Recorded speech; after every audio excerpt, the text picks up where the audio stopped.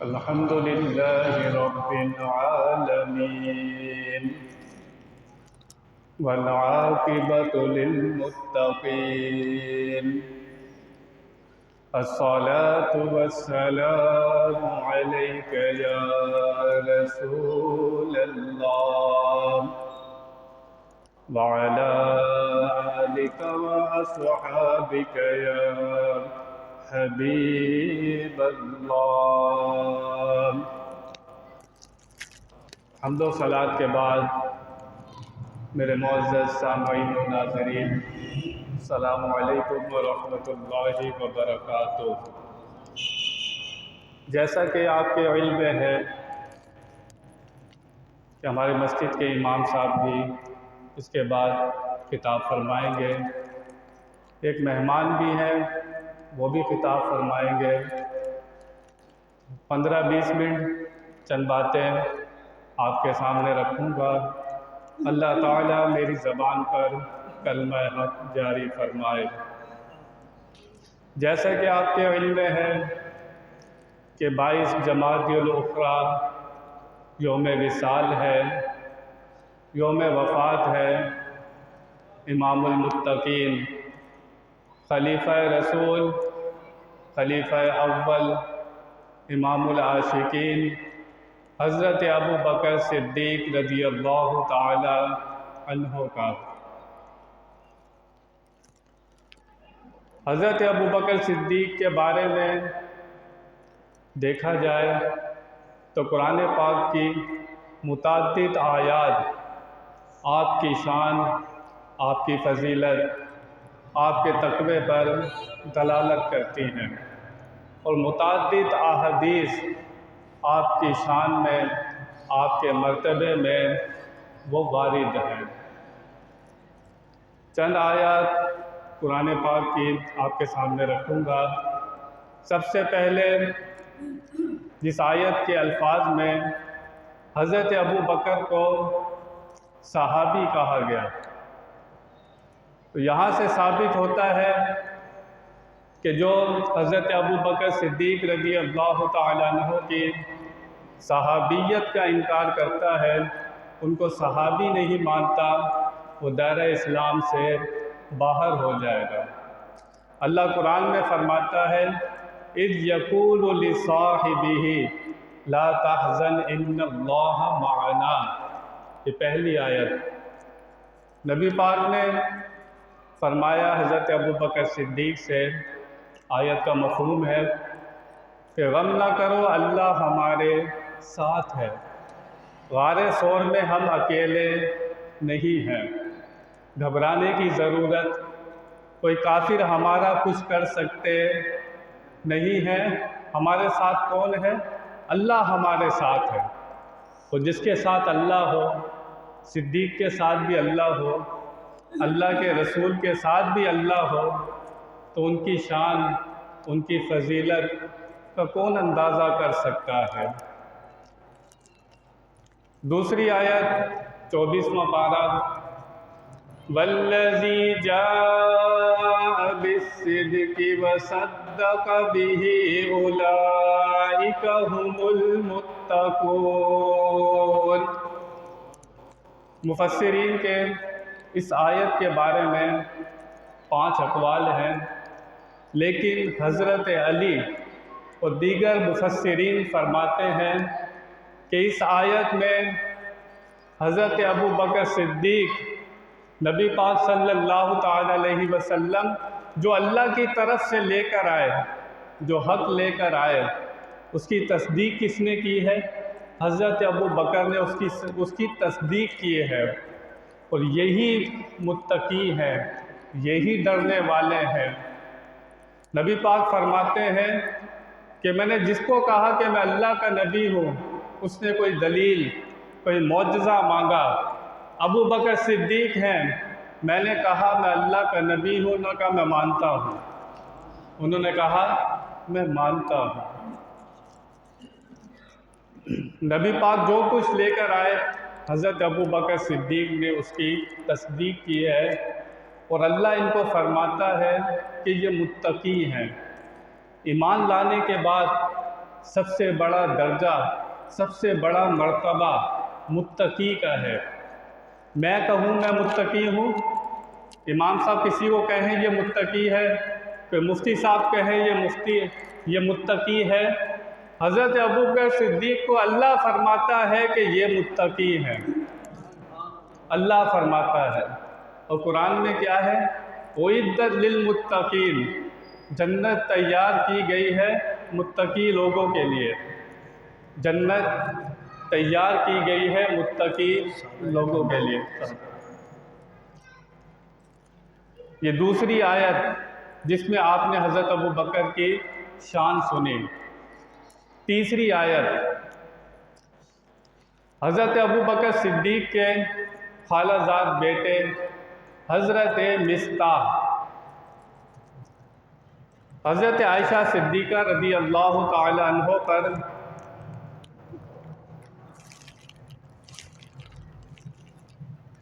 جب کافروں نے تہمت لگائی حضرت عائشہ صدیقہ پر، غور سے سنیے گا، حضرت عائشہ صدیقہ پر تہمت لگائی کافروں نے، حضرت ابوبکر صدیق کے خالہ زاد، یہ خالہ کے بیٹے تھے حضرت مصطح، آپ ان کا خرچہ اٹھاتے تھے، خیال بھی کرتے تھے، مال بھی خرچ کرتے تھے، حسن سلوک کرتے تھے۔ حضرت مصطح جو تھے یہ کافروں کے کہنے سننے میں آ گئے اور ان کے منہ سے کوئی غلط بات نکلی حضرت عائشہ صدیقہ کے لیے۔ حضرت ابوبکر صدیق نے ان کا خرچہ بند کر دیا، حضرت ابوبکر صدیق نے ان کا خرچہ بند کر دیا اور قسم کھائی، حضرت ابوبکر صدیق نے قسم کھائی کہ اب ان پر خرچ نہیں کریں گے، خرچہ پانی بند کر دیا۔ اللہ نے آیت اتاری، اللہ فرماتا ہے وَلَا يَأْتَلِ أُولُو الْفَضْلِ مِنْكُمْ، لمبی آیت ہے، اللہ فرماتا ہے قسم نہ کھائیں اور خرچہ بند نہ کریں جو تم میں فضیلت والے ہیں۔ حضرت ابوبکر صدیق کو اللہ تعالیٰ فضل والا فرما رہا ہے، فضیلت والا فرما رہا ہے۔ تو جب نبی پاک نے یہ آیت سنائی، حضرت ابوبکر صدیق جیسا پہلے خرچ کرتے تھے حضرت مصطح پر پھر ویسا ہی خرچ کرنا شروع کر دیا۔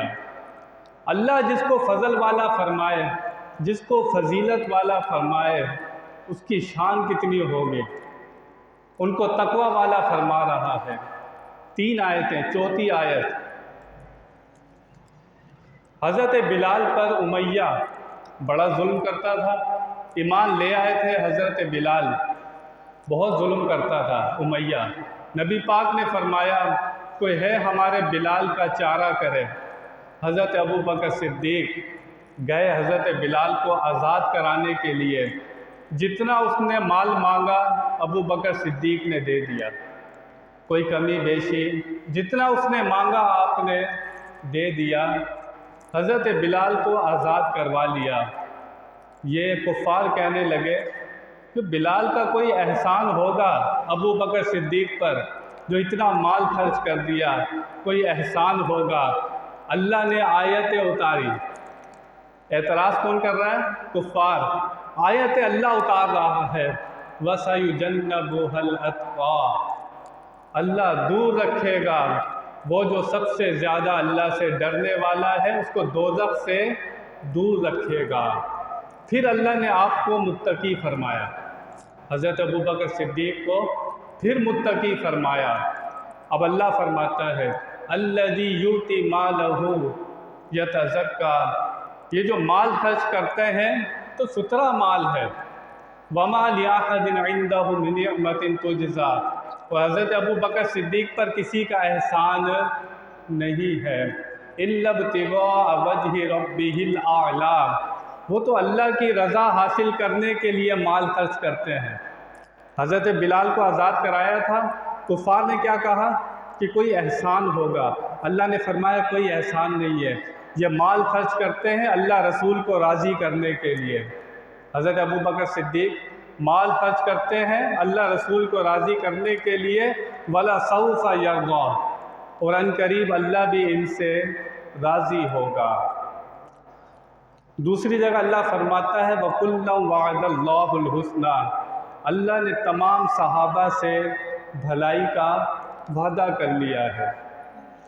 تمام صحابہ سے اللہ نے بھلائی کا وعدہ کر لیا ہے۔ رضی اللہ تعالی عنہ ورضوا عنہ، یہ اللہ سے راضی ہیں، اللہ ان سے راضی ہے۔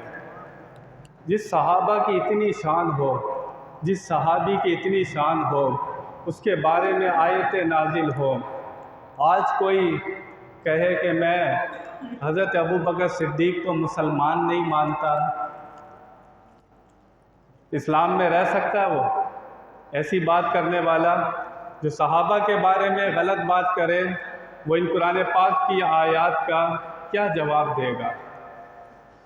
ایک اور قرآن میں ذکر ہے، ساری دنیا اللہ کو راضی کرنا چاہتی ہے، میں بھی، آپ بھی، سب اللہ کو راضی کرنا چاہتے ہیں، لیکن قرآن میں ایک اور ذکر ہے وَلَسَوْفَ يُؤْتِيكَ رَبُّكَ فَتَرْضَىٰ، اے محبوب اللہ آپ کو اتنا دے گا کہ آپ راضی ہو جائیں گے۔ اپنے نبی کے لیے کیا فرماتا ہے کہ اللہ آپ کو اتنا دے گا کہ آپ اللہ سے راضی ہو جائیں گے۔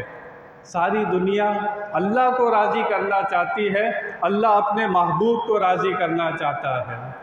فرق ہے یا نہیں ہے؟ نبی پاک فرماتے ہیں میرا ایک امتی بھی دوزخ میں رہ گیا، میں اللہ سے راضی نہیں ہوں گا۔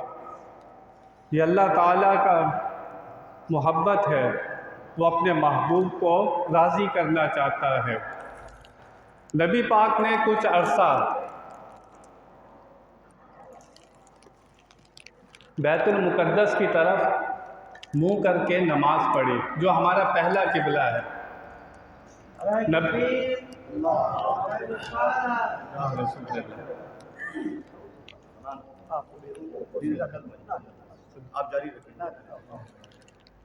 کچھ عرصہ نبی پاک صلی اللہ تعالی علیہ وسلم نے بیت المقدس کی طرف منہ کر کے نماز پڑھی۔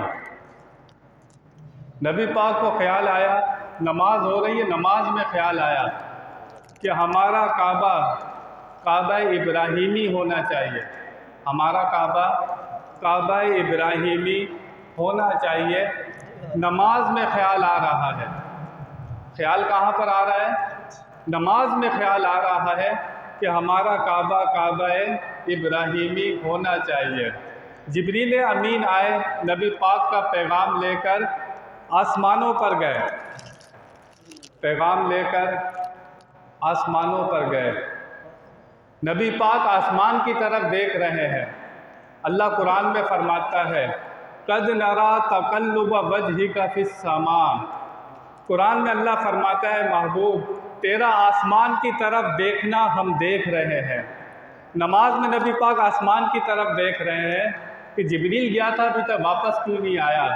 اللہ فرماتا ہے محبوب تیرا آسمان کی طرف دیکھنا ہم دیکھ رہے ہیں۔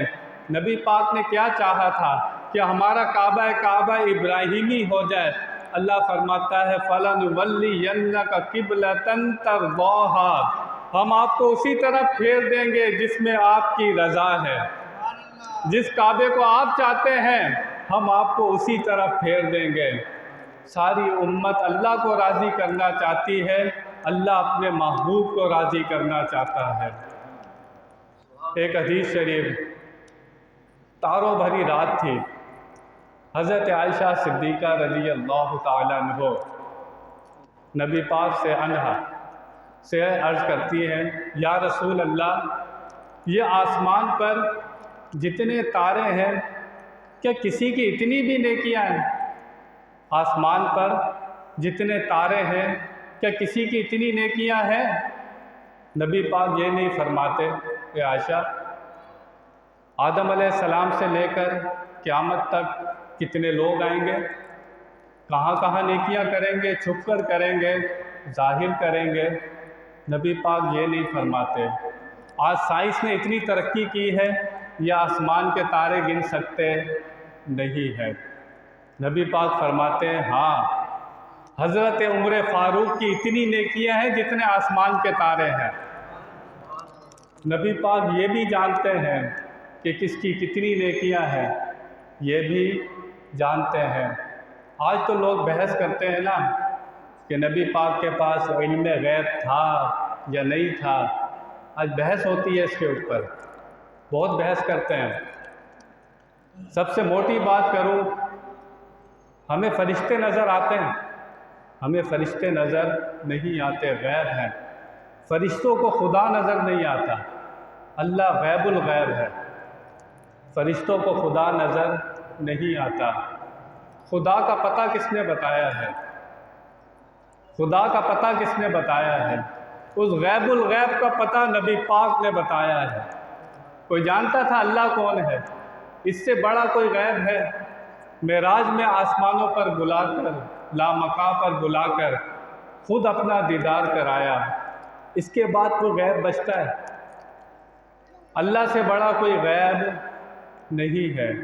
جب نبی پاک نے اللہ کو دیکھ لیا، پھر اپنی امت کو اللہ کی پہچان کرائی، ان کی معرفت کرائی اللہ کی، اس سے بڑا کوئی غیب نہیں ہے۔ کس نے کہا نا، خدا کس کو کہتے تھے کیا جانتے تھے، خدا کس کو کہتے تھے کیا جانتے تھے، یہ تیری زبان سے سنا ہے محمد صلی اللہ تعالی علیہ وسلم۔ قل هو اللہ احد، آپ فرما دیجئے کہ وہ اللہ ایک ہے۔ تو اللہ کا پتہ، اللہ کی معرفت، اللہ کی پہچان اور قیامت تک کی خبریں کس نے دی ہیں؟ یہ سب اللہ کے نبی نے دی ہیں۔ حضرت عائشہ صدیقہ کا یہ خیال تھا کہ میرے بابا حضرت ابوبکر صدیق کا نام لیں گے۔ حضرت عائشہ صدیقہ نے عرض کی، یا رسول اللہ، میرے بابا کی کتنی نیکیاں ہیں حضرت ابوبکر صدیق کی؟ حضرت ابوبکر صدیق کی کتنی نیکیاں ہیں؟ تاروں کے برابر نیکیاں تو حضرت عمر فاروق کی ہو گئی، یہ بتائیے کہ میرے بابا حضرت ابوبکر صدیق کی کتنی نیکیاں ہیں؟ نبی پاک فرماتے ہیں، عمر فاروق کی تاروں کے برابر نیکیاں ایک طرف، غار ثور والی نیکی ایک طرف۔ حضرت ابوبکر کی ایک نیکی غار ثور والی حضرت عمر فاروق کی ساری نیکیوں پر سبقت رکھتی ہے۔ آپ نے سنا ہوگا مشہور واقعہ، امام صاحب نے بھی آپ کو سنایا، کچھ تنگی کا سال تھا، نبی پاک نے فرمایا کہ اللہ کی راہ میں مال دو۔ اللہ کی راہ میں اعلان کیا، صحابہ کرام لے آئے، ڈھیریاں لگ گئیں۔ ایک ڈھیری کا پوچھا نبی پاک نے، یہ سامان کس کا ہے؟ بتایا یہ حضرت عمر فاروق کا سامان ہے۔ وہ اتنا مال لے کر آئے اللہ کی بارگاہ میں، گھر کا آدھا سامان لے کر آ گئے۔ حضرت ابوبکر صدیق کی ڈھیری کے پاس گئے، نبی پاک نے فرمایا یہ کس کا سامان ہے؟ فرمایا یہ ابوبکر کا سامان ہے۔ گھر کا سارا سامان لے آئے۔ علامہ اقبال نے شعر میں اس واقعے کو بیان کیا، ایک دن رسول پاک نے اصحاب سے کہا، بے مال راہ حق میں جو ہو تم میں مالدار، کی عرض نصف مال ہے فرزند و زن کا حق، باقی جو ہے وہ ملت بیدا پہ ہے نثار۔ یہ عمر فاروق نے آدھا گھر کا سامان لے آئے، فرمایا آدھا جو ہے وہ فرزند و زن کا حق ہے۔ اتنے میں وہ رفیق نبوت بھی آ گیا، جس سے ہے بنائے عشق و محبت استوا۔ جب صدیق اکبر کی ڈھیری دیکھی تو اتنا مال صدیق اکبر لے کر آئے. کہتے ہیں عشق و محبت کی بنا، عشق و محبت کی مثال ملتی ہے. عشق و محبت اگر سجی ہوئی ہے وہ حضرت ابوبکر صدیق نے عشق و محبت کر کے دکھا دیا. اتنا مال لے کر آئے. بولے حضور چاہیے فکر عیال بھی، کہنے لگا وہ عشق و محبت کا رازدان. حضرت ابوبکر صدیق عشق و محبت کا رازدان، وہ کہنے لگا پروانے کو چراغ ہے بلبل کو پھول بس، صدیق کے لیے ہے اللہ کا رسول بس.